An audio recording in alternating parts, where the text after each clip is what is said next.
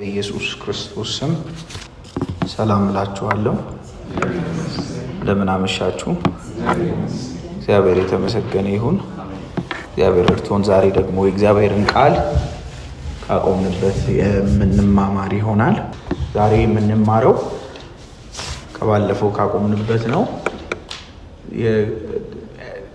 ትሩ ኦቴንቲክ ወርሺፕ ንጹህ የሆነው የክርስትና ዝማሬ ፒዮር ዶክሶሎጂ ያለውን ሐዋርያው ጳውሎስ ከጥንት ቤተክርስቲያን ዝማሬዎች መካከል ጠቅሶ የዘመረውን ነው የምንማማረውና ዛሬ የምንማማረው ከቁጥር 15 እስከ ቁጥር 23 ድረስ ነው። የክርስቶስን ልዕልና ቅዱስ ጳውሎስ የሚያስተምርበት ክፍለ ምንባብ ነው። የክርስቶስን ልዕልና የሚያስተምርበት ምንባብ ነው። አነባውና ከአሮጌ መደበኛ ትርጉም አነባለሁኝ። አዲሱ መደበኛ ትርጉምንም የምጠቀም ይሆናል እናገራለሁ። አዲሱ መደበኛ ትርጉም በምጠቀምበት ጊዜ ከቁጥር 15 አነባዋለሁ። እርሱም የማይታይ አምላክ ምሳሌ ነው። የሚታዩትና የማይታዩትም ዙፋናት ቢሆኑ ወይም ጌትነት ወይም አለቅነት ወይም ስልጣናት በሰማይና በምድር ያሉት ሁሉ በእርሱ ተፈጥረዋልና ከፍጥረት ሁሉ በፊት በኩር ነው። ሁሉ በእርሱና ለእርሱ ተፈጥሯል። እርሱ ከሁሉ በፊት ነው። ሁሉ በእርሱ ተጋጥሟል። እርሱም ማለትም እርሱ የአካሉ ማለት የቤተ ክርስቲያን ራስ ነው። እርሱ በሁሉ ፊተኛ ይሆን ዘንድ መጀመሪያ ከሙታንም በኩር ነው። እግዚአብሔር ሙላቱ ሁሉ በእርሱ እንዲኖር በእርሱም በኩል በመስቀሉ ደም ሰላም አድርጎ በምድር ወይም በሰማይ ያሉትን ሁሉ ለራሱ እንዲያስታርቅ ፈቅዷልና እናንተንም ነውርና ነቀፋ የሌላችሁና ቅዱሳን አድርጎ በእርሱ ፊት ያቀርባችሁ ዘንድ በፊት የተለያችሁትን ክፉ ስራ ያደረጋችሁትን ክፉ ስራችሁንም በማድረግ በሐሳባችሁ ጠላቶች የነበራችሁትን አሁን በሥጋው ሰውነት በሞቱ በኩል አስታረቃችሁ። ይህም ተመስርታችሁና ተደላድላችሁ ከሰማችሁትም ከወንጌል ተስፋ ሳትናወጡ በሃይማኖት ጸንታችሁ ብትኖሩ ይሆናል። ያም ወንጌል ከሰማይ በታች ባለው ፍጥረት ሁሉ ዘንድ የተሰበከ ነው። እኔም ጳውሎስ የእርሱ አገልጋይ ሆንኩኝ ይለናል። እነዚህ ቁጥሮች አስተምህሮ ናቸው። የክርስቶስን ማንነት ከዛ ደግሞ የክርስቶስን ስራ ቅዱስ ጳውሎስ ለቆላስያስ ምዕመናን ያስተማረበት ነው። ትምህርት ብቻ አይደለም፣ ዶክሶሎጂ ጭምር ነው። ዶክሶሎጂ ማለት በጥንት የቤተ ክርስቲያን ዝማሬ ውስጥ የሚደረግ የቅኔ የዝማሬ አይነት ነው። ዝማሬ ነው ማለት ነው። ቤተ ክርስቲያን በጥንት ዘመን አሁን የተመለከትናቸውን ቁጥሮች ትዘምር ነበረ።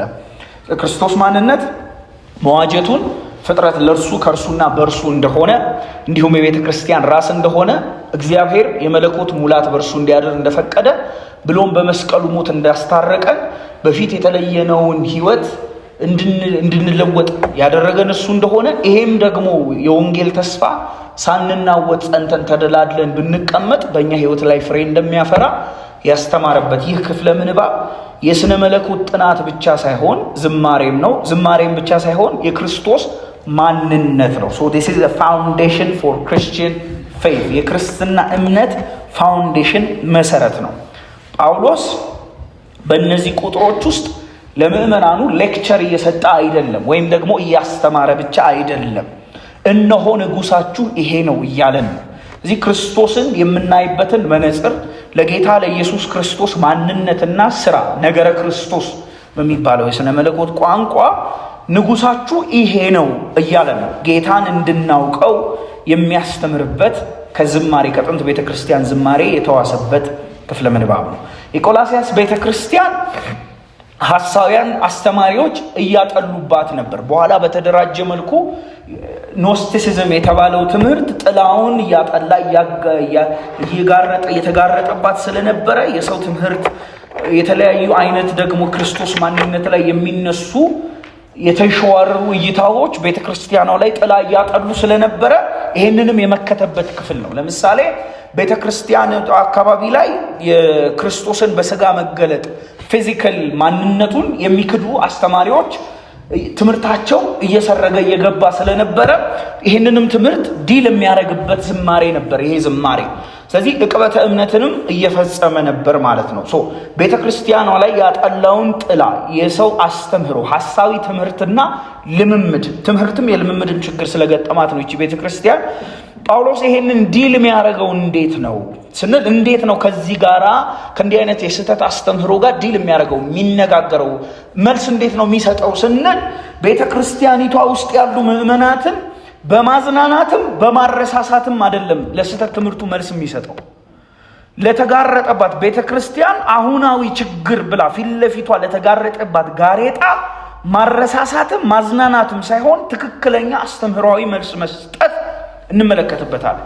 ይቺ ቤተክርስቲያን ሙሉ በሙሉ ባንልም መወሰድ መታለል እየዳሰሳት ስለነበረ ለዚህ መልስ ሊሰጥ ቸርች ጊሚክን ወይም ደግሞ ይሄ አነቃቂ ፕሮግራሞችና አነቃቂ ቀልዶችን አይደለም በጽህፈት ውስጥ የተጠቀመው። ኦኬ ትክክለኛ መልስ ነው ሲሰጥ የምንመለከተው። ግራ መጋባትንም መወሰድንም በትምህርት ንፋስ ወዲና ወዲያ መንገላታትንም በአነቃቂ ንግግርም በተለያዩ ነገሮችም መልስ ሊሰጥ አልፈለገም። ሐሰትን ሊቃወም የተነሳው በክርስቶስ ማንነትና በክርስቶስ ክብር አማካኝነት ነው። የስህተትን ጨለማ ማጥፋት ዓላማዬ ብሎ የተነሳው ጳውሎስ የክርስቶስን ብርሃን በማሳየት ነው ሊጋፈጣቸው የሚፈልገው።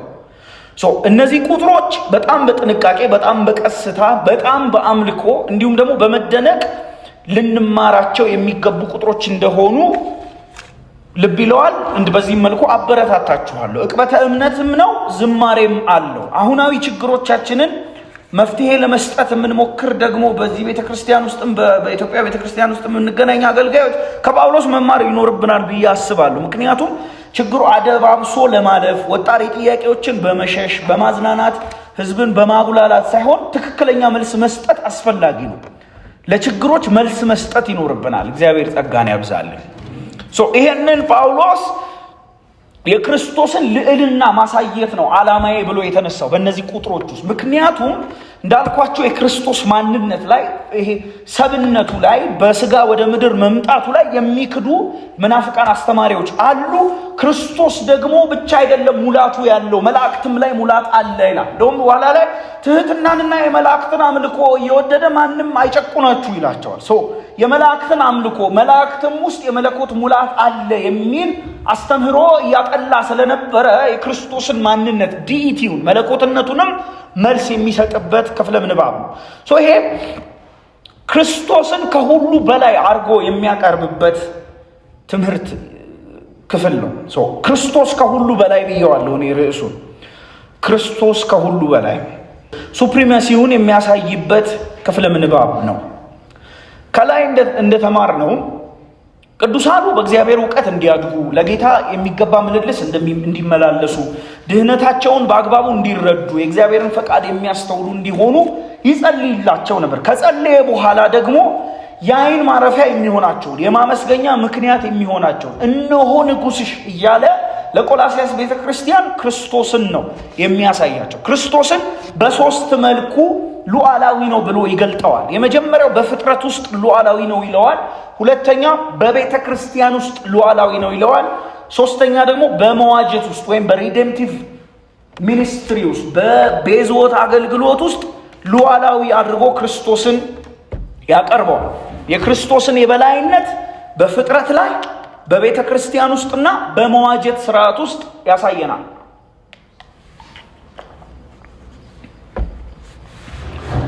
የክርስቶስን ልዕልና አሁን ባነበብናቸው ቁጥሮች ውስጥ በፍጥረት በቤተ ክርስቲያን በመዋጀት አገልግሎት ውስጥ ያሳየናል። እና ጳውሎስ አሳይመንት ብሎ የያዘው ነገር አለ። አሳይመንት ወይም ደግሞ የቤት ስራዬ ያለው የቆላስያስ ምዕመናን የክርስቶስን ማንነት መጀመሪያ ዲኢቲውን እኔነቱን ከዛ ደግሞ ስራውን ማሳየት ልዕልናውን ደግሞ ማሳየት ነው ዓላማው። ይሄ ክፍል በአዲስ ኪዳን ጽሕፈቶች ውስጥ የነገረ ክርስቶስ ትንታኔ ከተሰጠባቸው ቅዱሳት መልእክታት ውስጥ ዋነኛው። በኋላ ላይ ስነ መለኮት አስተማሪዎች በተለይ ደግሞ ይሄ ኢቫንጀሊካል የሚባለውን ፌት ሲያስተምሩና ትምህርቱን ሲያረቁ ነገረ ክርስቶስ ላይ ያለንን እይታ ካረቀቁባቸው ያስተምሮ መነሻ ምንጮች መካከል ይሄ ክፍል ነው። የክርስቶስን ማንነት በግልጽ ከሚያስተምሩ የአዲስ ኪዳን ጽሕፈቶች ውስጥ መሃል አንዱ ነው። እንዲህ ብሎ ይጀምራል ዝማሬውን በትምህርት መልኩ ሲገልጸው። እርሱም ይለናል አፈለሰን ካለ በኋላ ነው ወደ ፍቅሩ ልጅ መንግስት እንድንመጣ አረገን፣ ክርስቶስን ማለት ነው።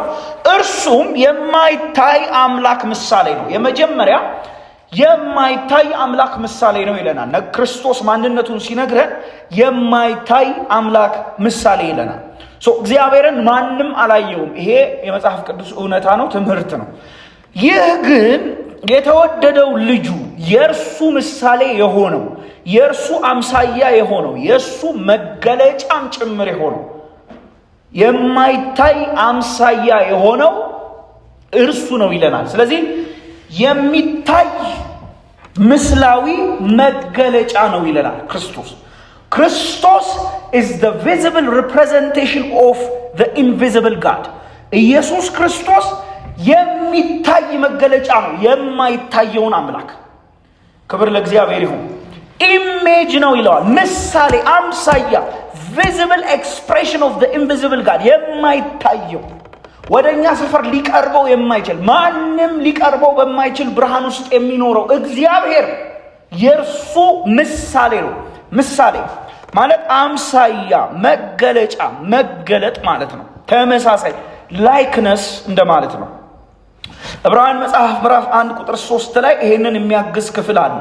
እርሱ ይለናል ጌታ ኢየሱስን ነው የክብሩ መንጸባረቅና የባህሪው ምሳሌ ሆኖ ይለናል። ስለዚህ ክርስቶስ የእግዚአብሔር የክብር መንጸባረቅ ነው፣ የእግዚአብሔር ደግሞ የክብር ምሳሌ ነው። የክብር ምሳሌ ነው። ጌታ ኢየሱስም እንደዚህ ብሏል አይደለ? እኔ ከአብ ዘንድ ተልኬ ምን ብያለሁ? መጥቻለሁ አለ። ስለዚህ ከአብ ዘንድ የተገለጠ ነው። ይህንን ሊገልጥልኝ ባይችል እንኳን ሊያመሳስል የሚችል ምሳሌ ለመጠቀም ልሞክር።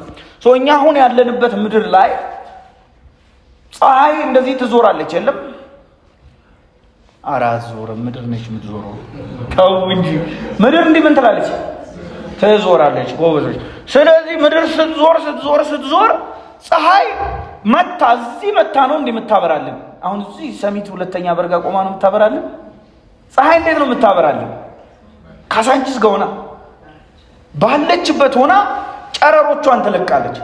የእሷን አይነት ወይም ደግሞ ፀሐይ ዲቲ ማንነት ቢኖራትና የእሷን አይነት ብርሃን የሆነ ጨለማ ሊገፍ የሚችል የእሷን አይነት ሊያቃጥል የሚችል ከእሷ የወጣ እሷን ያልሆነ እንደ እሷ አይነት ጨረር ትልቃለች።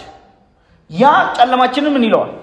ይገፋል። ልክ እንዲሁ አለ ዕብራውያን መጽሐፍ ምዕራፍ 1 ቁጥር 3 እርሱ የክብሩ ምንድን ነው?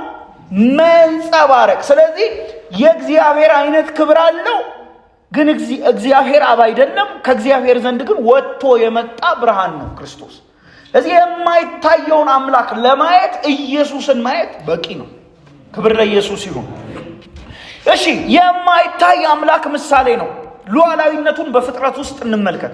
የሚታዩትና የማይታዩ ዙፋናት፣ ጌትነት፣ አለቅነት፣ ስልጣናት በሰማይ በምድር ያሉት በእርሱ ምን ብለዋል? ተፈጥረዋል። ስለዚህ ክርስቶስ ከሁሉ በላይ ነው። ክርስቶስ ፈጣሪ ነው። የሚታየው የማይታየው ዙፋን፣ ጌትነት፣ አለቅነት በሰማይ ያለ በምድር ያለ ሁሉ በእርሱ ተፈጥሯል። ክብር ለእግዚአብሔር ይሁን። ስፒሪቹዋል ቢንግስ የሰማይ አካላት ከምናየው ጠፈር በላይ ያሉ አጽናፈ ዓላማት ቢሊየንስ ኦፍ ጋላክሲ ስታርስ ከዋክብት ጠቅላላ በሰማይ በምድር በእርሱ ተፈጥረዋል። ክብር ለስሙ ይሁን። ግዑዙ ፍጥረት በእርሱ ነው የተፈጠረው። ጊዜ በእርሱ ነው የተፈጠረው። ስፔስ በእርሱ ነው የተፈጠረው። እያንዳንዱ ምድር ላይ የምናየው ንጥረ ነገር ኤሌመንት፣ አቶም፣ ነገስታት ሁሉ በእርሱ ነው መደረግን ያገኙት። ስለዚህ ክርስቶስ የማይታየው አምላክ መገለጫ ብቻ ሳይሆን የሚታዩትንም የማይታዩትንም ፍጥረታት የፈጠረ ነው። በሰማይ በምድር ያሉት ሁሉ በእርሱ ተፈጥረዋል። እርሱ ይለናል ከፍጥረት ሁሉ ምንድነው? በፊት ምንድነው? በኩር ነው ይላሉ። ስለዚህ መናፍቃን አንዱ የቆላስይስ ቤተክርስቲያን ኋላም ያሉ በየዘመኑ የሚነሱ ቤተክርስቲያንን የሚያምሱ ሐሳውያን ክርስቶስ የመጀመሪያ ፍጥረት ነው ይላሉ። ወይም ደግሞ ዓለምን ለመፍጠር እግዚአብሔር የፈጠረው ፍጥረት ነው የሚሉ መናፍቃን አሉ። መናፍቃን ተፈጥሮ ነው ይላሉ፣ ግን መጽሐፍ ቅዱሱ እንደዛ አይደለም የሚለው ከፍጥረት ሁሉ በኩር ነው። ወይም ደግሞ የግሪኩ ቃል ፕሮቶኦቶኮስ ይለዋል። ከመወለድ ከመገኘት አንጻር ሳይሆን በኩር ነው፣ ቅድሚያ ነው የሚለው ብኩርና የሚለው ቃል ደረጃን፣ ልዕልናን፣ ስታተስን አመላካች እንጂ ቀድሞ መምጣትንና ዘግይቶ መምጣትን የሚያመላክት አይደለም።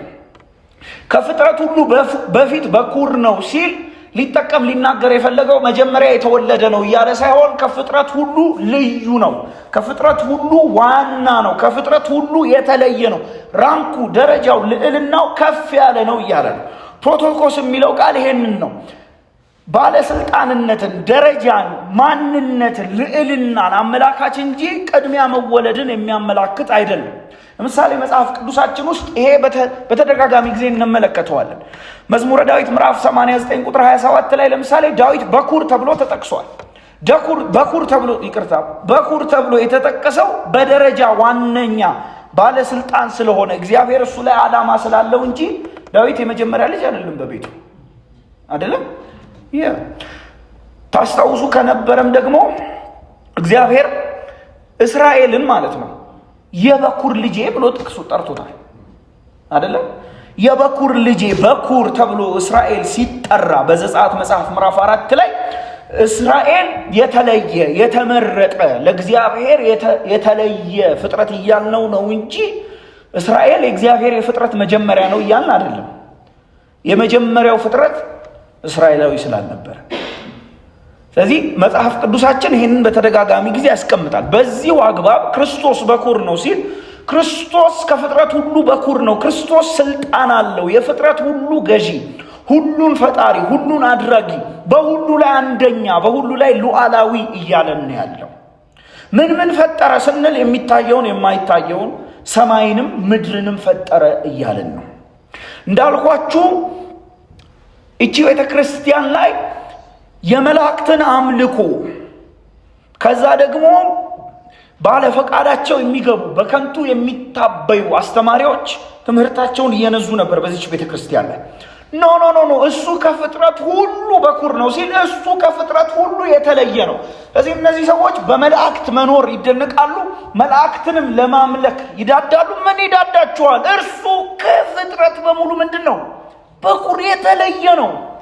የቆላስይስ ምዕመናን መላእክት ማምለክም መላእክት ኃይል መኖራቸው፣ መላእክት በምድር ላይ መኖራቸው፣ በህይወት ራሱ መኖራቸው ምኑ ይደንቃል? እነርሱንም እኮ ፈጥሯቸዋል። ሁሉ በእርሱ ተፈጥሯል ይለናል። ክብር ለእግዚአብሔር ይሁን። ክርስቶስ የፍጥረት ሁሉ መፈጠር ምክንያት ነው። ምን ይደንቃል እያላቸው ነው። ከሁሉ በኩር ነው። እሱ ከሁሉ የተለየ ነው። ከሁሉ በፊት ነው፣ ፊተኛ ነው። ክብር ለስሙ ይሁን። በእርሱ ተፈጥረዋል፣ መላእክትንም ጭምር ነው እያለ ያለው። ከፍጥረት ሁሉ በኩር ነው ካለ ሁሉ ይላል ደግሞ ቀጥሎ በእርሱና ለእርሱ ተፈጥረዋል። እሱ ይገርማቸዋል እንዴ ሁሉንም መፍጠሩ። ሁሉንም በእርሱ ነው የፈጠረው። ኢዝ ዘ ዲቫይን ኤጀንት። ከዛ ደግሞ ሁሉንም ለራሱ ነው የፈጠረው፣ ለራሱ ዓላማ። ስለዚህ ሶስት ቃላቶችን ይጠቀማል ጳውሎስ። ለእርሱ፣ በእርሱ፣ ከሱ የሚሉ ቃላቶችን ይጠቀማል። ሁሉ በእርሱ በኩል ነው የተፈጠሩት ሲል he is the agent of creation። ፍጥረት በመፈጠር ውስጥ ኤጀንት የነበረው ዋና አንቀሳቃሽ የነበረው እርሱ ነው። ሁሉ ደግሞ ከእርሱ ነው የተፈጠሩት። የሁሉ ፈጣሪ አድራጊ ነው ሲል ደግሞ ምንጭ እሱ ነው። የፍጥረታት ምንጭ እሱ ነው። ሁሉ ደግሞ ለእርሱ ነው የተፈጠሩለት። ከእርሱ፣ ለእርሱ፣ በእርሱ ተፈጥረዋል ሲለን ለእርሱ ዓላማ፣ ለፈለጋቸው ጉዳይ ተፈጥረዋል። ፍጥረት የሚኖረው ለአንድ ዓላማ ነው፣ ለክርስቶስ ክብር። ክርስቶስ የፍጥረት መገኛ፣ ምንጭ፣ ባለቤትና አድራጊ በመሆኑ ሁሉ ለምስጋናው፣ ለደስታው ተፈጥረዋል። ለራሱ የሚኖር ፍጥረት የለም። እርሱ የሁሉ ፊተኛ ነው፣ የሁሉ በኩር ነው። ክብር ለስሙ ይሁን። ከዛ ደግሞ በኋላ ላይ አሪዮስ ነው የተነሳው አይደለ? በቤተክርስቲያን ውስጥ እሱ ፍጥረትን ለመፍጠር እግዚአብሔር የተጠቀመው ኤጀንት ነው፣ መሳሪያ ነው ይለናል። ጳውሎስ እንዴት እንደሚያፈርሰው ተመልከቱ። እርሱም ይለናል ቁጥር 17 ከሁሉ በፊት ነው። ስለዚህ እርሱ ከሁሉ በፊት ነው ሲል ኢተርናል ፕሪ ኤግዚስተንስ አለው። ዘላለማዊ ቅድመ ዓለም ኑባሬ አለው። ዘላለማዊ ቅድመ ዓለም ማለት አሁን ከምታዩት ጊዜ፣ ፍጥረት፣ ስፔስ ከሚባሉ ኤሌመንቶች በፊትም ዘላለማዊ ቅድመ ኑባሬ አለው። ኑባሬ ኑሮ ሳይኖር በፊት ይኖር ነበረ። እርሱ ከሁሉ በፊት አለ። ፍጥረት ከመኖሩ በፊት ራሱ አለ። ጊዜ፣ መላእክት፣ ስፔስ የምንመለከታቸው ዓለማት መረዳታችን ውስጥ አንደርስታንድ ለማድረግ ሊገቡን የሚችሉ ነገረ ፍጥረታት በሙሉ ሳይኖሩ ነበረ። ሁሉ ደግሞ በእርሱ ነው የተጋጠመው። ከላይ ሁሉም እርሱ ፈጠረ ካለን በኋላ ሁሉ ደግሞ በእርሱ ነው የተጋጠመው። ፈጣሪ ብቻ ሳይሆን አኗሪም ጭምር ነው። he is the creator as well as he is the sustainer። ሰስቴን እንዲያረጉ እንዲኖሩ የሚያረጋቸው እርሱ ነው። ክብር ለስሙ ይሁን። ከአዲሱ መደበኛ ትርጉም አነባለሁ። እርሱ ከሁሉ በፊት ነው፣ ሁሉም ነገር በአንድ ላይ ተያይዞ የጸናው በእርሱ ነው ይለናል መጽሐፍ ቅዱስ። ስለዚህ የምንመለከተው ነገር በሙሉ የተፈጠረው በእርሱ ነው። የምናያቸው ማንማያቸውም ጭምር ነገሮች ከመፈጠራቸውም በፊት ነበረ። የምናያቸውና የማናያቸውንም ነገር ደግሞ አያይዞ ያስቀጠላቸው እርሱ ነው። ክብር ለኢየሱስ ይሁን። ምንድን ነው ተያይዞ ያለው ስንል፣ ለምሳሌ ግራቪቲ ራሱ የሚኖረው እሱን ተደግፎ ነው። አሁን ግራቪቲ እንዴት ነው የሚኖረው? ደግፎት። ባህሩ፣ ከዋክብት፣ ሰማይ፣ ጋላክሲዎች የምንመለከታቸው የሆነ ባህር ውስጥ ያሉ የዋተር ትንንሽ ሞለኪውሎች፣ አተሞች፣ ደስቶች፣ ብናኙ ጠቅላላ ጌታን ተደግፎ ነው የሚኖረው። በእውነት መኖርን አንተ ተሸክሞ ያኖረዋል። መኖር ራሱ ተደግፎ ነው የሚኖረው። የፍጥረት አኗሪ ገጣሚ ጭምር እሱ። ክብር ለስሙ። ታዲያ የኔ ህይወት ምን ይሆናል? ምንም ኤቨረስት ራሱ ተደግፎ ይኖራል። የእውነት የፍጥረት አኗሪ ነው ይለናል መጽሐፍ ቅዱስ። ሁሉ በእርሱ ተጋጥሟል ይላል መጽሐፍ ቅዱስ። መላእክት ልዕለ ሰዎች ናቸው፣ ኃያላን ናቸው። የመለኮት ሙላት በእነሱ ዘንድ አለ፣ ልናመልካቸው ይገባል። በትህትና ሲሉ ኖ ሁሉ ከመኖሩ በፊት ነበረ። ሁሉንም ደግሞ አገጣጥሞ የኖረው እርሱ ነው። የዓለም ታሪክ ምንድን ነው? ዓለም በእግዚአብሔር ተፈጠረች። በየታሪኳ መካከል ራሷን ለማጥፋት ትልልቅ ጦርነት ታደርጋለች። በየዘመኗ ብትሸራረፍና ብትበጣጠስ እየቀጣጠለ ያኖራታል ተደግፋ። የፍጥረት አኗሪም ደጋፊም እርሱ ነው። ሁሉ በእርሱ ተገጥሟል። መኖር ራሱ ተገጥሞ የሚኖረው በእግዚአብሔር ነው፣ በክርስቶስ። ይህ ፍጥረት ሁሉ ሉዓላዊ ነው። ጌታ የምንመለከተው የማናያቸው፣ የምናቀው የማናቀው ዓለም በሙሉ ክርስቶስ ነው የፈጠረው። ክርስቶስ አጋጥሞት ይኖራል። ክርስቶስ የቤተ ክርስቲያን ራስ ነው ይለናል ሁለተኛው ትምህርት። እርሱም ይለናል ቁጥር 18። አሁንም ስለ ጌታ ነው የሚያወራው። የአካሉ ማለት የቤተ ክርስቲያን ራስ ነው። ክርስቶስ በፍጥረት ሁሉ ላይ ብቻ አይደለም ጌታ የሆነው፣ የቤተ ክርስቲያን ራስ ነው። መሪ ነው፣ ምንጭ ነው፣ ባለስልጣን ነው፣ ህይወት ሰጪ ነው፣ አስተዳዳሪ ነው። ቤተ ክርስቲያን የእሱ ነች፣ አካሉ። ክብር ለኢየሱስ ይሁን። ኧረ አሜን በሉ ቅዱሳን። ክርስቶስ አካሉ ነች። ክርስቶስ የተወሰኑ የመጋቢዎች፣ የባለራእዮች፣ የቤተ እምነት ጥሩ አስራት የሚሰጡ የምዕመናን አይደለችም፣ የእሱ ነች ቤተ ክርስቲያን። ክርስቶስ ራሷ ነው። ራሷ የፍጥረት ጌታ ብቻ ሳይሆን የመዋጀትም የደህንነትም ጌታ ስለሆነ ራሷ ሆኖ ያስተዳድራታል ቤተ ክርስቲያን። ቤተ ክርስቲያን ደግሞ አካሉ ነች። አካሉ ተብላ ተጠቅሳለች። አካል የሚለው ከራስ ውጭ ያለውን የሰውነት ክፍለ ያመላክታል። አካል ለመኖር፣ ለመስራት፣ በጤና ለመቆየት የራስ መሪነት ያስፈልገዋል። ለምሳሌ እኔ ራሴ ባይሰራ እጄ ሊነሳ አይችልም። ግልጽ ነው። በጤና ለመቆየት የራስ መሪነት እንደሚያስፈልገው ሁሉ ቤተ ክርስቲያን ለመኖር፣ ለማደግ፣ ለማበብ የሱ ምገባ፣ የሱ ማንነት፣ የሱ መሪነት ያስፈልጋታል። እርሱ በሁሉ ፊተኛ ይሆን ዘንድ በቤተ ክርስቲያንም በአካሉም ላይ መሪ፣ አስተዳዳሪ፣ ገዢ እሱ ነው። በዚህ መሰረት እናወግዛለን። ለምሳሌ የቤተ ክርስቲያኑ ባለ ራእይ መስራችና ዋና ምንጭና ፍንጭ ያቺ ተቋም፣ ያቺ ፒኤልሲ የእሱ ልትሆን ትችላለች እንጂ ቸርቿ የእሱ አይደለችም። ቸርችማ የሞተላት አላት፣ አካሉ ነች። የቤተ እምነትም አይደለም፣ ፎርዛት ማተር የቤተ ክርስቲያን ሽማግሌዎችም አይደለችም የቤተ ክርስቲያን ባለቤትነት። ቤተ ክርስቲያን የመንግስትም አይደለችም። ታዲያ ሊኖሩ ይችላሉ እንዲህ አይነት ቤተ ክርስቲያኖች፣ በስም ቤተ ክርስቲያኖች በትምህርት ጥቅስ ውስጥ መንግስት አኗሪያቸው፣ ባለራእይ አኗሪያቸው፣ ጊዜ የሚያኖራቸው ቤተ ክርስቲያኖች ሊኖሩ ይችላሉ። እውነት ጊዜ የሚያኖራቸው አሉ። ለምሳሌ ጤነኛዋ ግን የክርስቶስ ቤተ ክርስቲያን እርሱ ራስ የሆነላት ለመኖር ምገባውን፣ መሪነቱን፣ ማንነቱን የምትፈልግ እቺ ቸርች ያለ እሱ መኖር አትችልም። አካሏ ነው። ክርስቶስ ሉዓላዊ ነው በእሷ ላይ። ክብር ለስሙ ይሁን። ክርስቶስ ይለናል በሁሉ ፊተኛ ይሆን ዘንድ ደግሞ በፍጥረት ላይ በቤተ ክርስቲያን ላይ ብቻ ሳይሆን በሁሉ ላይ ደግሞ ፊተኛ ይሆን ዘንድ መጀመሪያ ከሙታንም ደግሞ ምንድን ነው? በኩር ነው። ከሙታን በኩር ነው። ብኩርና አሁን ደግሞ ዋነኛነትን፣ ፊተኛነትን፣ ደረጃን፣ ልዕልናን አመላክቶ ሳይሆን የገባው ብኩርና አሁን የገባው ቀዳማይነትን አመላክቶ ነው። ይህ ክርስቶስ ከሙታን በኩር ነው ሲለን በአዲሱ የእግዚአብሔር ፍጥረት ውስጥ ጀማሪ ነው። የትንሣኤ ሕይወት ፈርቀዳጅ ነው። እሱ በመረቀው በአዲስና በሕያው መንገድ ተራማጆችን አስከታይ ነው። ስለዚህ የመጀመሪያ ከሙታን የተነሳው ክርስቶስ ነው፣ አላዛር አይደለም። ምክንያቱም አላዛር ተመልሶ ሞቷል። ላይሞት የተነሳ ላንሞት ያስነሳን ክርስቶስ ኢየሱስ ነው። ክብር ለስሙ ይሁን።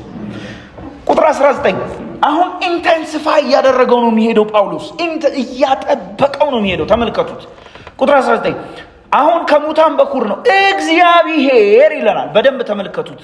ሙላቱ ሁሉ በእርሱ እንዲኖር እግዚአብሔር የመለኮት ማንነቱ፣ እኔነቱ፣ እግዚአብሔርነቱ በክርስቶስ ውስጥ እንዲኖር በእርሱም በኩል በመስቀሉ ደም ሰላም አድርጎ በምድር ወይም በሰማይ ያሉትን ሁሉ ለራሱ እንዲያስታርቅ ምን ብሏል? ፈቅዷል ይላል። አዲሱ መደበኛ ትርጉም ደግሞ እንደዚህ ነው የሚለው፣ እግዚአብሔር የሙላቱ ሁሉ በእርሱ ይሆን ዘንድ ወዷል ይላል። ሌላ ደግሞ የክርስቶስ ልዕልና ደናቂነቱ እዚህ ጋር ነው። የፍጥረት ባለቤት ነው፣ የፍጥረት ገዢ ነው፣ የፍጥረት አድራጊ አኗሪ ነው፣ የቤተ ክርስቲያን ራስ ነው። መለኮትነቱ የእግዚአብሔር አስተርእዮት በሙሉ ደግሞ እንዲኖር የፈቀደው በክርስቶስ ብቻ ነው። ይህ በመላእክት አይደለም ይለናል። ሙላቱ ያለው በእርሱ ብቻ ነው።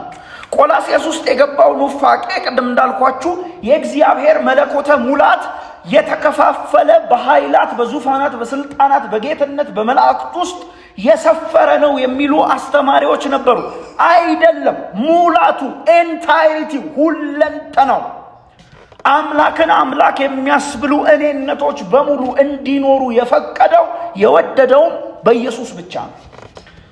ስለዚህ ጌታ ኢየሱስ እግዚአብሔርን እግዚአብሔር የሚያስብሉት ወይም አስተርእዮተ እግዚአብሔር መለኮትነት፣ ክብር፣ ግርማ፣ ኃይል፣ ማንነት፣ ሁሉን አዋቂነት፣ ሁሉን አድራጊነት በእርሱ ዘንድ አለ።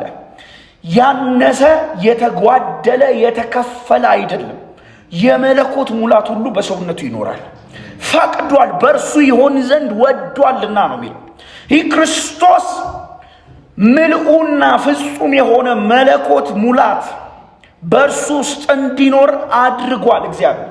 ይህ ክርስቶስ ያደረገው እግዚአብሔር ስለሆነ የመለኮት ሙላት በእርሱ ስለሚኖር የተለየ ስለሆነ እንጂ ልዩ መገለጥ በርቶለት አይደለም፣ ልዩ ብርሃን በርቶለት አይደለም፣ የተለየ ነብይም ሆኖ አይደለም። እንዲህ የሚያስተምሩ መናፍቃን ስላሉ ነው ይሄን የምናገረው። ምሳሌ በኢትዮጵያም ከኢትዮጵያም ውጪ ያሉ በዚህ ዘመን ሰባኪዎች የሚባሉ ምዕመናን ሰብስበው ቤተክርስቲያን የምትመስል ነገር ያላቸው ሰዎች ክርስቶስ ያደረገውን ሁሉ ያደረገው የመጀመሪያው ዳግም የተወለደ ሰው ስለሆነ ነው ብለው የሚያስተምሩ ሰዎች አሉ። ልዩ ብርሃን በርቶለት ነው የሚሉ አሉ። ለሱ የበራለት ኤንላይትመንት ለአንተም ቢበራልህ አንተም እንደሱ ልታረግ የሚሉ አሉ። ኢየሱስ ወንድሜ ነው። እውነት ነው፣ ኢየሱስ ወንድማችን ነው። ግን በዚህ ሴንስ ሳይሆን ኢየሱስ ወንድሜ ነው፣ ኢየሱስ ያደረገውን ማድረግ ይችላለሁ፣ እግዚአብሔር ትልቅ አምላክ ነው፣ እኔ ደግሞ ትንሽ አምላክ ነኝ የሚሉ መናፍቃን አሉ። በድሮ ዘንድ በመላእክት ዘንድ ነው የሰፈረው ይላሉ። አሁን ደግሞ በእኔም ዘንድ አለ የሚሉ አስተማሪዎች አሉ። እንዴት ላላችሁ አበስኩ ገበርኩ ሲባሉ ይቅርታ፣ በጣም ቅዱሳን፣ በጣም ይቅርታ፣ ትንሽ እግዚአብሔር ነኝ በማለት ይቅርታ፣ ትልልቅ እግዚአብሔር በሚል ይቀየርልኝ እቡያውያን አሉ። የሉም እንዴ? አሉ። መጽሐፉ ይሄን አያስተምርም። መጽሐፉ ይሄን አያስተምርም። አይናቸውን በበረኪና ያጠቡ፣ በጨው አጠቡ አይደለም። እነዚህ በእውነት በጊዮን ያጠቡት። በቃ እግዚአብሔር ነኝ የሚሉ እግዚአብሔር ይለናል። የመለኮት ሙላት በእርሱ እንዲኖር ብቻ ነው የፈቀደው። ክብር ለስሙ ይሁን። እርሱ እግዚአብሔር ነው፣ የእግዚአብሔር መገለጫ ነው። እርሱን እናመልከዋለን። እሱ እግዚአብሔር ነው፣ እኛ አይደለን። አሁን ይህን ራሱን መማማር ያሳፍራል በእውነት። this is very basic እኮ ግን እንዲህ የሚያስተምሩ አሉ። በደንብ ሰው ይከተላቸዋል። በደንብ ይከተላቸዋል። በደንብ እንዲህ የሚያስተምሩ ሰዎች ጋር ሁሉ የእኛ መሪዎች ሁሉ መሄድ ጀምረዋል። እዚህ ውስጥ አልገባም በጌታ በኢየሱስ ክርስቶስ። ሌላ ሉዓላዊ የሆነው በመዋጀታችን ውስጥ ነው። ቀጠልኩ ትምህርቱን ወጣሁኝ። ከዛ ክርስቶስ በመዋጀታችን ውስጥ ሉዓላዊ ነው። ሶስተኛ በፍጥረት ላይ በቤተ ክርስቲያን ላይ ሉዓላዊ የሆነው ጌታ በመዋጀታችን ውስጥ በመታረቃችን ውስጥ ሉዓላዊ ነው። አሁን የመለኮት ሙላት በእርሱ እንዲኖር አድርጓል ይለናል ጳውሎስ፣ ወይም ፈቅዷል ይለናል። ከዛ በኋላ ተመልከቱት። በእርሱም በኩል የመለኮት ሙላት እንዲኖርበት እግዚአብሔር በወደደው በእርሱ በኩል የተወደድክ ልጄ ባለው በእርሱ በኩል በእሱ በመስቀሉ ደም ሰላምን እንዲያደርግ ፈቅዷል። በእርሱ በፈጣሪው በእሱ በኩል በመስቀሉ ደም አማካኝነት በምድር ወይም በሰማይ ያሉትን ለራሱ እንዲያስታርቅ ፈቅዷል። በእርሱ በክርስቶስ ፍጥረት፣ ኑረት፣ መዋጀት፣ ሁሉ ነገር በእሱ በኩል እንዲሆን ፈቅዷል። ስለዚህ የሰው ፍልስፍና አይደለም የሚያድነን፣ ሕግ በመስራት አይደለም የምንድነው፣ መላእክትን በማምለክ አይደለም የምንድነው፣ ኢቨን የጌታን እናትም አማላጅ በመላክ አይደለም የምንድነው። እንድንታረቅ መንገድ አድርጎ ያስቀመጠው እርሱም ብቻ ነው። እንዲያስታርቅ፣ እንዲያስማማ፣ እርቅ የተባለ በረከት ወደ ሰው ልጆች ሕይወት እንዲጠጋጋ እግዚአብሔር የመረጠው ኢየሱስን ነው። እንደ ጳውሎስ ትምህርት እርቅ በሰው ኃጢአት ምክንያት የተሰበረው የእግዚአብሔርና የሰው ግንኙነት ጠገን ሲያገኝ ማለት ነው። እርቁ ከእግዚአብሔር ዘንድ ወደ ሰው ልጆች የሚፈስ በረከት እንጂ ሰው ልጆች እግዚአብሔርን ለማስደሰት የሚውተረተሩት መውተርተር አይደለም። ኃጢአት እግዚአብሔርና ሰውን ለያቸው። ኃጢአት እግዚአብሔርና ሰውን ለያቸው። ክርስቶስ ደግሞ ኃጢአትንና ሰውን ለያቸው። ክርስቶስ ደግሞ ሰውንና እግዚአብሔርን አስታረቃቸው። በኃጢአት ምክንያት ትልቅ ስብራትና ስንጥቃት ተፈጥሮ ነበረ። ይሄንን ስብራት የጠገነው ይሄንን ስንጥቃት የደፈነው ኢየሱስ ክርስቶስ ነው። ይሄ እርቅ ዝም ብሎ አልመጣም። ለራሱ እንዲያስታርቅ ፈቅዷል። ኦኬ፣ በኢየሱስ በኩል ነው። እንዴት ስንል በመስቀል ሞት በኩል ይለናል። በመስቀል ሞት በኩል ቶሎ ላለው በመስቀሉ እርሱ የእኛን ኃጢአት ተሸክሞ የእግዚአብሔርን ቅዱስ ቁጣ አስታግሶ ስለኛ ደቆ ስለኛ ከሕያዋን መንገድ ተወግዶ ውጤቱስ እግዚአብሔርን አገኘን። ውጤቱስ ወደ እግዚአብሔር መግባት ሆነልን። ውጤቱስ በምድርና በሰማይ ያለው በሙሉ ታረቀ። ክብር ለኢየሱስ ይሁን። በመስቀሉ ሞት በኩል ቁጥር 22ን በደንብ እንድትመለከቱ ትፈልጋለሁ። የክርስትናችን ትምህርት እዚህ ጋር የመዋጀታችንን ስራ የምናስተውልበት ክፍል ነው። ተመልከቱት ቁጥር 22ን በደንብ። በእርሱም በኩል በመስቀሉ ደም ሰላም አድርጎ፣ ደግሞአለሁ፣ በእርሱ በኩል በመስቀሉ ደም ሰላም አድርጎ ይለናል። መስቀሉ ምንድን ነው የሚያሳየን? ሶስት ነገር ያሳየናል። ቶሎ ላሉ ሰዓታችን ስለሄደ፣ አንደኛ የክርስቶስን ድል በኃጢአት ላይ ያሳየናል። መስቀሉ የክርስቶስን ድል ያሳየናል በኃጢአት ላይ። ሁለተኛ እግዚአብሔር ከሰው ልጆች ጋር የተፈራረመው የሰላም የውል ስምምነት እንመለከትበታል። በቃ እግዚአብሔር ፈረመ። በቃ ካሁን በኋላ ሰላም ነው ብሎ ፈረመ። ሊያስታርቅ በሰማይና በምድር ያሉትን ፈረመ በመስቀሉ በኩል። ሶስተኛ የተሰበረ ሪሌሽንሺፕ፣ የተሰበረ ግንኙነት ተጠገነ፣ የመታደሻ ቦታ ሆነ። እግዚአብሔር የሰላም የውል ስምምነት። አሁን ሁለት ሱፍ የለበሱ ሰዎች ሲፈራረሙ አላያችሁ? ልክ እንደዚህ እግዚአብሔር ካሁን በኋላ አለ በቃ በክርስቶስ ለሚመጡ አለ ሰላም ነው የምሰጠው አለ። ክብር ለስሙ ይሁን። በመስቀሉ በኩል ደህንነት፣ ሰላም፣ ነፃነት፣ ህይወት መጣ። በመስቀሉ ሞት በኩል ደሙ ሞቱን ስለሚያመላክት ነው። ሰላም አደረገ። በሰማይ ያሉትን ሁሉ አስታረቀ። እንዴት? የደህንነታችንን ተግሣጽ እርሱ በመውሰድ፣ እንዴት? የእኛን ቅጣት እሱ በመቀጣት፣ እንዴት? እኛ ሊያገኘን የማይችል የእግዚአብሔርን ጽድቅ ወደ እኛ ኢምፒዩት በማድረግ በማካፈል በመስቀሉ ደም ሰላም ሆነ። ቁጥር 23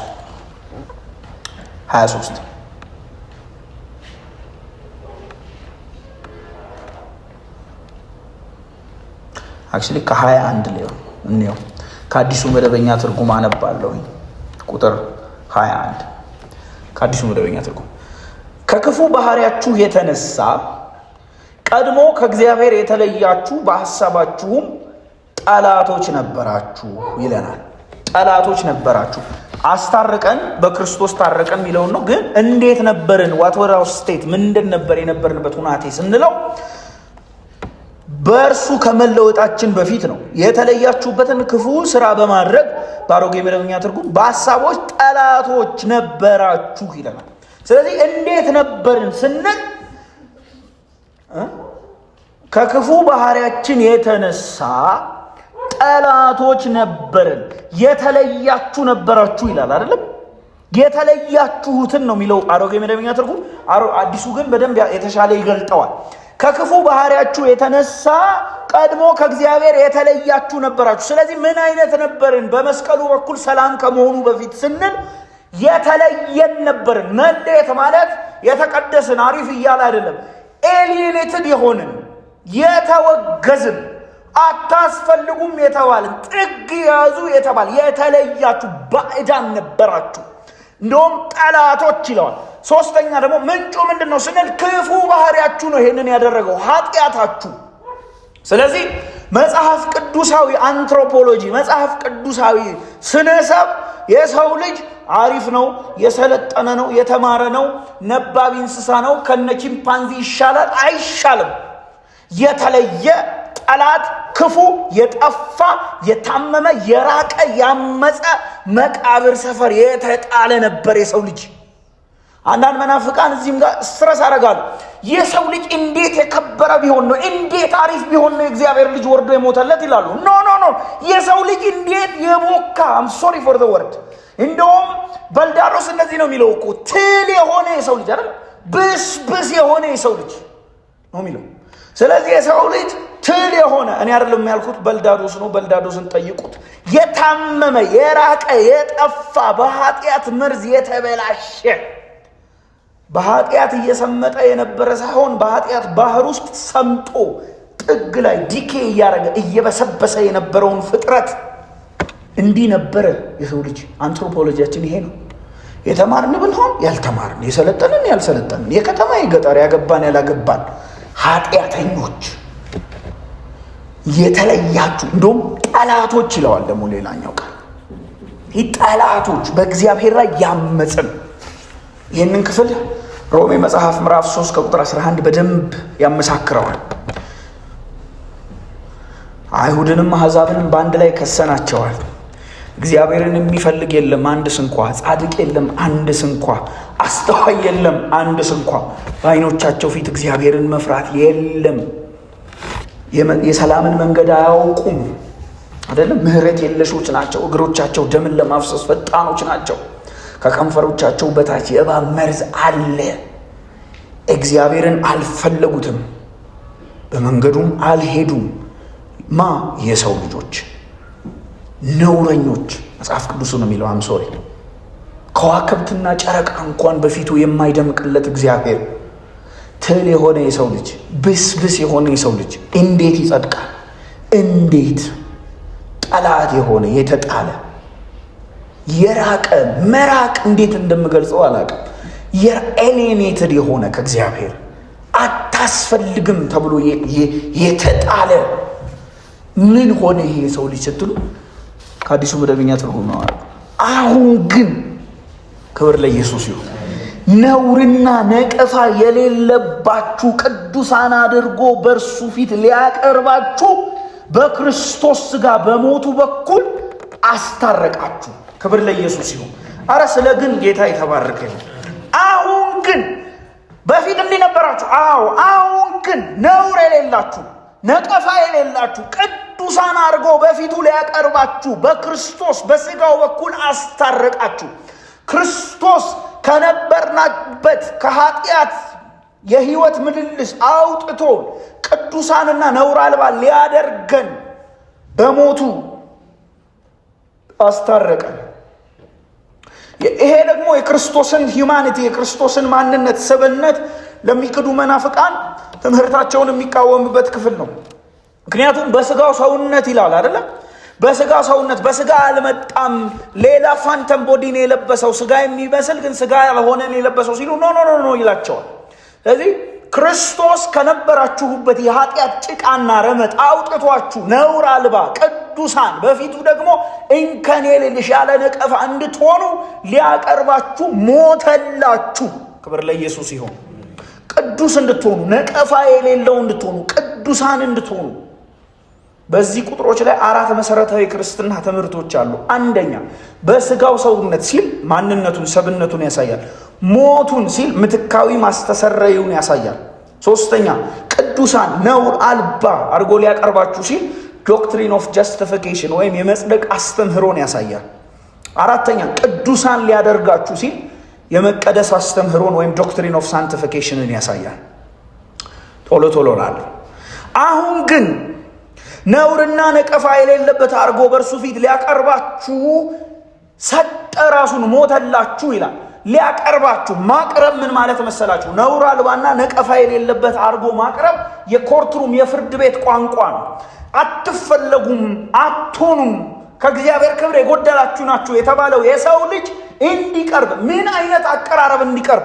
ነውር አልባ ያለ ነቀፋ በቅድስና እንዲቀርብ በዳኛው ፊት ስትሰየሙ ዳኛው ፎሬንዚካል በሆነው ኢንስፔክሽኑ የቆምንበትን መሰረት ቼክ ሲያደርገው ያለ ወንጀል ነፃ የሚል የነፃነት ሰነድ ንጹህ ጻድቅ የሚባልን ሰነድ እንዲሰጣችሁ ሞተላችሁ ይለናል ጳውሎስ። ክብር ለስሙ ይሁን። እኔ ይሄ በጣም የደነቀኝ ዝም ብላችሁ ለማሰብ ሞክሩ። ፍርድ ቤት ውስጥ አይኑ እንዳየ የማይፈርድ ጆሮ እንደሰማ የማይበይን ጻድቅ አይኖቹ ወደ ሰው ልብ ውስጥ ሰርሰረው የሚመለከቱ ነገር በሙሉ በፊቱ የተገለጠና የተራቆተ የሆነለት እግዚአብሔር ምን ይደበቃል ከእግዚአብሔር? ምንም። በእግዚአብሔር ፊት እኔ ሳይ እናንተን እንደዚህ ፊታችሁን ነው ማየው። ውስጥ የሰውን ሐሳብ የሚመለከተውን እግዚአብሔር ነገር ሁሉ በፊቱ የተገለጠና የተራቆተለት የሆነው እግዚአብሔር ፊት እዛ የፍርድ ዙፋን ፊት ፍትህ የሚሰፍንበት ጽድቅ የሚሰራፋበት እዛ ኮርትሩም ውስጥ እዛ ቦታ ነውር አልባ ሆኖ እንዴት ይቀርባል? በደል የለሽ እንዴት ሆኖ ይቀርባል? ኩነኔ የለሽ እንዴት ሆኖ ይቆማል? አይቆምም እኮ በጭራሽ። ያለ ነውር ደግሞ ምን የነበር ነው? ኤሌኔትድ የነበር ነው። ከእግዚአብሔር የራቅ ነው። በኃጢአት የዋለል ነው። እኛ በደል አልባ ክስና ኩነኔ የለሽ አድርጎ ሊያቆመን ሞተልን። ክብር ለስሙ ይሁን።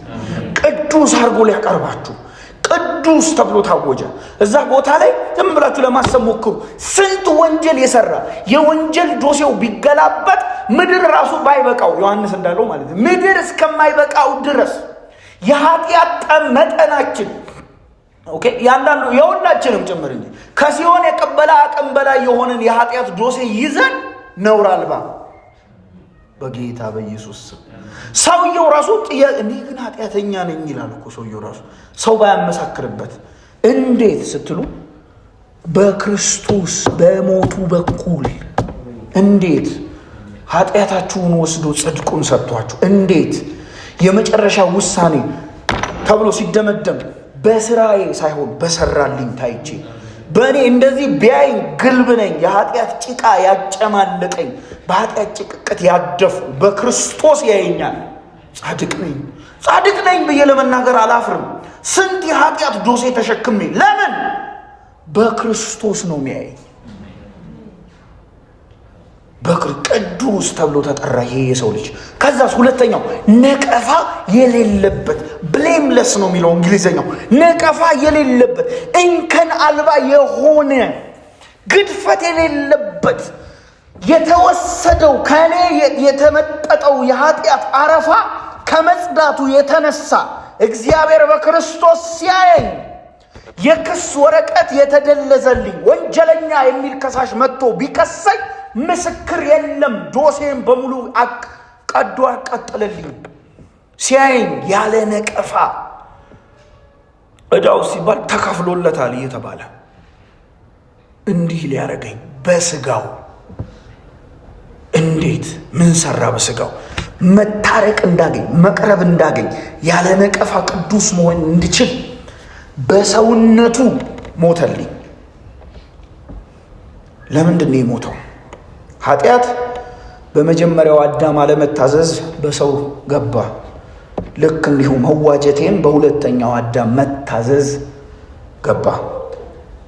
ክርስቶስ በመሞት ውስጥ የኔ ኃጢአት መወሰዱ ብቻ ሳይሆን የኔ ኃጢአት ተወስዶ ተቀጥቷል። ፍትህ እንዲረጋገጥ የእኛን ቅጣት ወስዶ ተቀጣልን። በሞቱ ነው የሚለው ቃሉ። ተመልከቱት። በሞቱ በኩል ሚንስ ኦፍ ሪኮንሳይሌሽን የመታረቃችን ሚንሱ ቻናሉ ምንድን ነው ስትሉ ሞቱ ነው። እንዴት? የኔን ኃጢአት የዓለምን ኃጢአት እንዲሁም ደግሞ የኃጢአትን ህጋዊ ቅጣት እወስዳለሁ ብሎ ተቀጣል። ሞቱ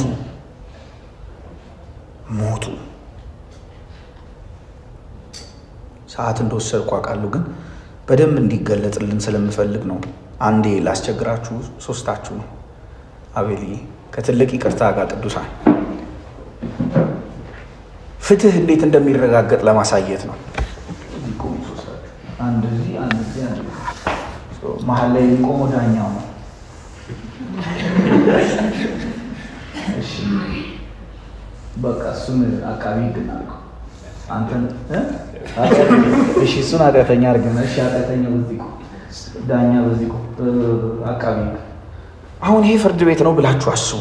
በደል አልባ ተብሎ እንዴት እንደሚፈረድ ነው ማሳያችሁ። ሰዓት ይቅርታ። አሁን እኔ ነኝ ክስ ይዤ የሄድኩት፣ እሱን ነው የምከሰው። ስልኬን ሰርቆኛል ብዬ ማለት ነው። ከዛ አቃቢ ሕግ ማስረጃ ያሰበስባል። መቼ ነበር ያይ ምስክር አለ አለ የት ነበር? እዚህ ህንፃ ውስጥ እንደውም የሴኩሪቲ ካሜራ አለ። በማስረጃ ተያዘ ወንጀለኛ። ስለዚህ ክቡር ዳኛ በፍርድ ቤቱ በፍትሐ ብሔር እንትን መሰረት አንቀጽ እንትን ይፈረድበት ይላል። ከዛ ማስረጃ አለ። ሲሰርቅ በትክክል ተይዟል በሴኩሪቲ ካሜራ በማስረጃ።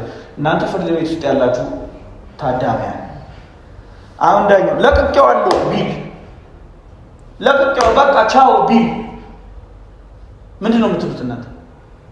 ዳኛው ጻድቅ አይደለም፣ ፍትህ አልተረጋገጠም፣ ዳኛው ጉበኛ ነው ወይስ ዳኛው ባለምህረት ነው የምትሉት? ፍትህ አልሰፈንም ማለት ለምን? ምንድን ነው የሚገባው? ቅጣት። ዳኛው ደግሞ አይ ችግር የለውም ቢል ፍትህ ስትላላችሁ። ስለዚህ ከዚህ ፍርድ ቤት ውስጥ በማስረጃ የተያዘው ይሄ ወንጀለኛ ያለ ቅጣት መውጣት ይችላል? እስቲ አይችልም በሉ። ስለዚህ ምንድነው ውጤቱ? ቅጣት። እስቲ አንድ ላይ ቅጣት እንላለን። ቅጣት። አሹ እግዚአብሔር ይባርካችሁ። አሁን ያዝ ጳውሎስ ይሄንን ነው እያለ ያለው። በፊቱ ሊያቀርባችሁ ፈለገ ኢየሱስ እንዴት አድርጎ ጻድቅ አድርጎ ሊያቀርባችሁ ፈለገ? እሱ ደግሞ ሊሆን አይችልም። አሁን ከሳሽ ቆሟል እዚህ ጋር። ኃጢአት በሕግ ይታወቃል አይደል? መጽሐፍ ቅዱስ ሮሜ መጽሐፍ ምዕራፍ 3 ክቡር ዳኛ የሰው ልጅ በደል ሰርቷል። አንተ አትስረቅ ብለው ሰረቀ። አታባክን አልከው አባከነ። አትመኝ አልከው ተመኘ። ካንተ ይልቅ ተድላን መረጠ። ይፈረድበት። ዝሙትን የሚሰራ ምህረት የለሽ ወላጆቹን የማያከብር ደምን ለማፍሰስ የፈጠነ እግዚአብሔርን ላለማወቅ በወደደ መጠን ለማይረባ አእምሮ ተላልፎ የተሰጠ በኃጢአት የጨቀየ የኃጢአትን ትንፋሽ የሚተነፍስ ለመኖር በኃጢአት የሚኖር የቁጣ ልጅ የሆነ ዲያብሎስ እንደፈለገ የሚነዳው ነው። ፍረድበት ይላል ሕግ። እግዚአብሔር ደግሞ ዳኛው ነው፣ ተሰይሟል በዙፋኑ ላይ ያለ። ከዚህ ፍርድ ቤት እሺ ውጤቱ ምንድን ነው ሲል ሕጉ ምን ይላል መሰላችሁ? እንዲህ ለሚያረጉ ሞት ይገባቸዋል ይላል አይልም? ሞት ደግሞ አንዳንድ መምህራን እንደሚያስተምሩት አናይሌሽን አይደለም። ሞት ማለት አፈር ገባህ በቃ ህይወት እዛ ጋር ቀረ ማለት አይደለም። እግዚአብሔር በዘላለማዊ ቁጣው በቅዱስ መዓቱ የማይታዘዙ ልጆች ላይ የሚገልጠው ቁጣ ማለት ነው። ቁጣው በኃጢአት ፊት የሚገለጥ አጸፋዊ ምላሽ ማለት ነው። ይህ ሞት። ከዛ ደግሞ ወንጀለኛው አለ። ከዚህ ውስጥ እንዴት ይወጣል? ቅዱሳን እንዴት ይወጣል? አይወጣም። መጽሐፉ እንደዚህ ያለ እግዚአብሔር በሰማይና በምድር ያሉትን በሰማይና በምድር ያሉትን ሊያስታርቅ በሞቱ በኩል ሊያስታርቅ ስለፈለገ ፍትህን እያሰፈነ ምህረትን ወደ ሰው ልጆች ሊያፈስ ስለፈለገ ኢየሱስን በሞቱ በኩል አድርጎ አቆመዋልና ሂድ በባቤል ቦታ ቆም። አሁን እናንተ ከፍርድ ቤት ውስጥ ናችሁ። አሁን እግዚአብሔር ልክ ነህ ሕግ በወንጀለኛ መቅጫ ሕግ መሰረት ኃጢአት ያስቀጣል። ይሄ ደግሞ ኃጢአተኛ ነው፣ ሊድን የማይገባው ይፈረድበታል። እግዚአብሔር ፍርዱን ፈርዶ ሲያበቃ ፍርዱን በልጁ ላይ ገለጠው። ይሄ ሰውዬ በደለኛው፣ ሰራቂው፣ ሌባው ቅዱስ ነኝ እያለ ወጣ። ውጣ ከዚህ ከማይወጣበት ፍርድ ቤት ምን አድርጎ ሊያቀርባቸው? እንዴት ወጣ ቢሉት ቅጣቴን ወስዶልኝ ወጣው ይላል። እንዴት ቅዱስ አድርጎ እንከን የሌለበት አድርጎ እንዴት ነው ሰው እንከን አልባ የሚሆነው? በሞቱ በኩል ኢየሱስ ሞታችንን ሞተ። ክብር ለእግዚአብሔር። ፒናል ሰብስቲቲዩሽን። ፒናል ማለት የኃጢአት ህጋዊ ቅጣት ማለት ነው። ሰብስቲቲዩሽን ማለት ደግሞ ምትካዊ ሞት ማለት ነው። ስለዚህ የኃጢአትን ምትካዊ ሞት የእግዚአብሔርን በኃጢአት ላይ የሚገለጥ ቁጣና ቅጣት መገለጫ አደረገው ኢየሱስን። ኃጢአት ያስቀጣ ነበረ። የእግዚአብሔር ጽድቅ ፍትህን የሚያሰፍን ነበረ። ህጉ ራሱ ሞት ይገባዋል የሚል ነበረ። ኢየሱስ የእግዚአብሔር ቁጣ ማረፊያ ሆነልን። አስታረቃችሁ። የመጨረሻዋ ቃል ይቺ ነች። አስታረቃችሁ። ተመልከቱት ቶሎ ቶሎ ላለ አስታረቃችሁ። መቅረብ እንድትችሉ ተወጋ። መዳን እንድንችል ሞተ። መባረክ እንድንችል ተረገመ። መጽደቅ እንድንችል ወንጀለኛ ተባለ። አስቡት። መቅረብ እንድንችል ወደ እግዚአብሔር መቅረብ እንድንችል ተወጋሱ። መዳን የሚባል የዘላለም ህይወትን እንድናገኝ ሞተ እሱ። መባረክን እንድናገኝ ተረገመ። መጽደቅ እንድንባል እንደ ወንጀለኛ ተቆጠረ። ቁጥር 23 እየጨረስኩ ነው። ቁጥር 23 ቶሎ ቶሎ ላለሁ። አሁን ይሄ ወንጌል ከአዲሱ መደበኛ ትርጉም ነው። በእናንተ ዘንድ እንዲህ ሊሆን የሚችለው ይህ የሚሆነው በእምነታችሁ ተመስርታችሁና ተደላድላችሁ በመቆም ከሰማችሁበት የወንጌል ተስፋ ሳትናወጡ ጸንታችሁ ብትኖሩ ነው። እናንተ የሰማችሁት ከሰማይ በታች ላለ ፍጥረት ሁሉ የተሰበከው ወንጌል ይኸው ነው። እኔም ጳውሎስ ስለዚህ የወንጌል አገልጋይ ሆንኩለት። ይሄ ወንጌል እውነተኛ ድህነት በእናንተ ዘንድ ሊቀጥል ሊሰፋ፣ እውነተኛ መንፈሳዊነት በእናንተ ዘንድ ሊወለድ የሚችለው እናንተ ጸንታችሁ ተመስርታችሁና ተደላድላችሁ ብትቆሙ ነው። በግራናይት ላይ እንደሚተከል ምሰሶ መሰረታችሁ ላይ ብትጸኑ ይህ ወንጌል በእናንተ ዘንድ ፍሬ ያፈራል። በዚህ ቀጥሉ። በዚህ ከቀጠላችሁ ትታረቃላችሁ እያለን አይደለም። ስለታረቃችሁ ግን ተመስርታችሁና ተደላድላችሁ መቀመጥ ይኖርባችኋል። ተመስርታችሁና ተደላድላችሁ መቀመጣችሁ የመታረቃችሁ መገለጫ ነው። እውነተኛ ክርስትና ጳውሎስ እንደሚነግረን እውነተኛ ክርስትና ከዚህ የወንጌል ተስፋ ከየቱ? እግዚአብሔር በክርስቶስ እኔን ከሚያይበት እይታ፣ ክርስቶስ ደግሞ በእግዚአብሔር ፊት እኔን ቅዱስ አድርጎ ሊያቀርብ ከከፈለው መስዋዕት፣ ከዚህ የወንጌል እውነት ሳንናወጥ በሃይማኖት ጸንተን ብንኖር ይሆናል። ክርስትና ሙሉ በሙሉ ኃይል፣ ድካም የለሽ መውደቅና መነሳት የለሽ አይደለም። ትግል አለው፣ ድካም አለው፣ መውደቅ አለው። ነገር ግን የታገሰ የጸና የተደላደለ እግዚአብሔር ጋር የተጣበቀ እየወደቀ ወደ ክርስቶስ የሚወድቅ ይጸናል። ተመስርታችሁ ተደላድላችሁ ብትቀመጡ ይለናል።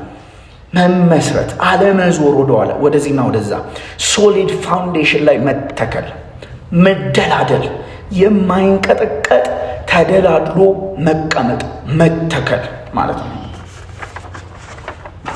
የጨረስኩኝ ነው ሐሳቤን፣ ይቅርታ። ይህ እርቅ በሞቱ የመጣላችሁ እናንተ ቅዱሳን፣ በእግዚአብሔር ፊት ቅዱሳን ነውር አልባ ሆናችሁ የምትታዩ ብሩካን፣ እንድንተከል፣ እንድንጠነክር፣ ስር እንድንሰድ፣ እንዳንንቀሳቀስ፣ በሰማነው የወንጌል ተስፋ እንድናፈራ መጽሐፍ ቅዱስ ይመክረናል። ይህ ወንጌል በፍጥረት ሁሉ የተሰበከ ከሰማይ በታች የሚሰበክ ሐዋርያው ጳውሎስም ሐዋርያ የሆነለት ወንጌል ነው። ይህ ወንጌል የተቀመመ ዘመን አመጣሽ ፊሎሶፊ ኤንሃንስ ያደረገው ፍልስፍና ያፋፋው አይደለም። ስኮፑ እስከምን ድረስ ነው ስንል ለሕዝብ ሁሉ ነው። ከሰማይ ፍጥረት በታች በሙሉ ነው ይሰበካል። ይህ ወንጌል መላለማዊ ነው። ቅዱሳን በእግዚአብሔር ርኅራኄ ይጠይቃል። ከሰማይ በታች የሰውን ልጅ በሙሉ ሊያድን የሚችል ወንጌል እግዚአብሔር ልኮልን በሰፈር ጎረምሶች ምንፍቅና አንወሰድ።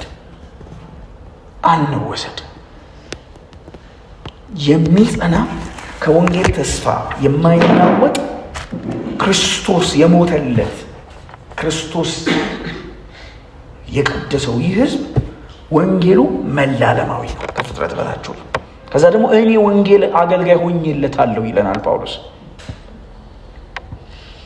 ባሪያ ባላደራ የሆንኩለት ወንጌል ነው ይለናል። ወንጌሉ ባለቤት አለው። ስለዚህ ወንጌል መልእክተኛና ባላደራ ከሆነን ወንጌሉን ኦልተር ማድረግ የለብንም ወይም መቀጣጠል የለብንም ወንጌሉ።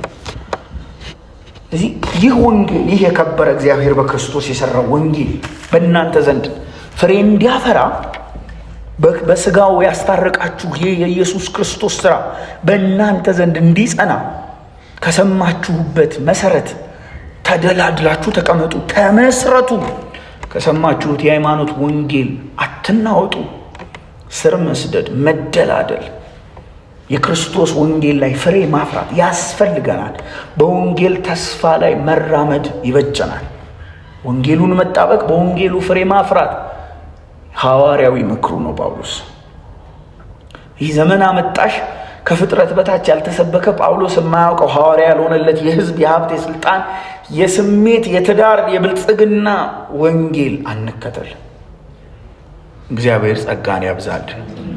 ሐዋርያው ጳውሎስ ሰባኪ የሆነለት ከፍጥረት በታች የሚሰበክ እግዚአብሔር በክርስቶስ የሰራው ክርስቶስ እግዚአብሔር ፊት በደል አልባ አርጎ ኮርትሩም ውስጥ ፍርድ ቤት ውስጥ ሊያቆመን ነፍሱን የሰጠበት ይህ ወንጌል ፍሬ ማፍራት፣ መደላደል፣ መመስረት፣ ስር መስደድ እግዚአብሔር በዚህ በረከት ይባርከን። እንጸልያለን።